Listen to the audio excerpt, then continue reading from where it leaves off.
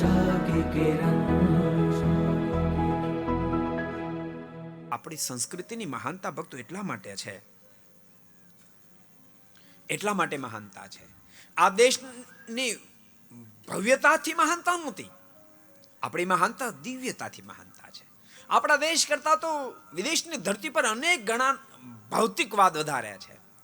તમે ગયા હશો ને ખબર હશે, અમે તો ઘણા બધા દેશોમાં જઈ આવ્યા હોય, બધા દેશોમાં આપણા કરતા ભૌતિકવાદ વધારે છે, સુખો વધારે છે ભૌતિક. તેમ છતાંય ભારત કેમ બધા એના ગુરુ સ્થાને બેઠો છે આધ્યાત્મિક ક્ષેત્રમાં? તો ભારતની પાસે ભક્તો દિવ્યતા છે. પણ આજકાલ એ દિવ્યતા બધી શાસ્ત્રમાં રહી, જીવનમાંથી માણસે એને કાઢી નાખી, જેને કારણે આપણે દુઃખી જણાઈએ છીએ. 4 આશ્રમ છે, બ્રહ્મચર્ય આશ્રમ, પછી વૈરાગ્ય હોય તો ત્યાગ આશ્રમ, વૈરાગ્ય હોય તો ગ્રસ્થ આશ્રમ, અને ચોથો આશ્રમ છે વાનપ્રસ્થ આશ્રમ. બરાબર ધ્યાન દેના જય સ્વામિનારાયણ. 4 આશ્રમ. એક બ્રહ્મચર્ય આશ્રમ. બ્રહ્મચર્ય આશ્રમ ભક્તો એવું વિધાન છે કે 25 વર્ષ સુધી વ્યક્તિએ બ્રહ્મચર્યનું પાલન કરવું જ જોઈએ. બીજા અર્થમાં જોવું તો કહીએ તો અનમેરડ હોય ત્યાં સુધી બ્રહ્મચર્યનું પાલન કરવું જ જોઈએ. પછી આવે 2 આશ્રમ ભેગા થાય, વૈરાગ્ય હોય તો ત્યાગાશ્રમ સ્વીકાર કરે, વૈરાગ્ય હોય તો ગ્રસ્થાશ્રમનો સ્વીકાર કરે. પણ ગ્રસ્થાશ્રમનો સ્વીકાર કર્યા સિવાય પછી પણ એક પત્ની વ્રત રાખે, પત્ની એક પતિવ્રત રાખે.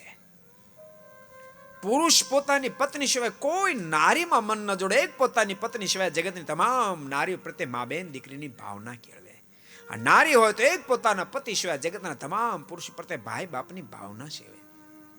અને વ્રત ઉપવાસના દિવસે પોતાની પત્નીનો પણ ત્યાગ. એવી રીતે ગ્રસ્થાશ્રમમાં જીવન જીવે, 50 વર્ષ સુધી જીવન જીવે. 50 વર્ષે વાનપ્રસ્થોનો સ્વીકાર કરવો પડે.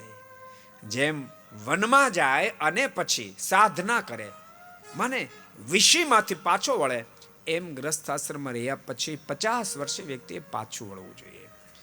ભલે સાથે પતિ પત્ની રહેતા હોય તેમ છતાં બ્રહ્મચર્યનું પાલન કરવું જોઈએ. આ આપણી મૂળ પરંપરા છે, અને આ પરંપરા જળવાતી હતી માટે ભારત દેશની મહાનતા હતી.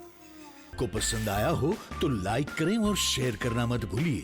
सब्सक्राइब करें सरदार कथा चैनल को और बेल आइकॉन पर क्लिक करना मत भूलिए लेटेस्ट वीडियो सबसे पहले पाने के लिए.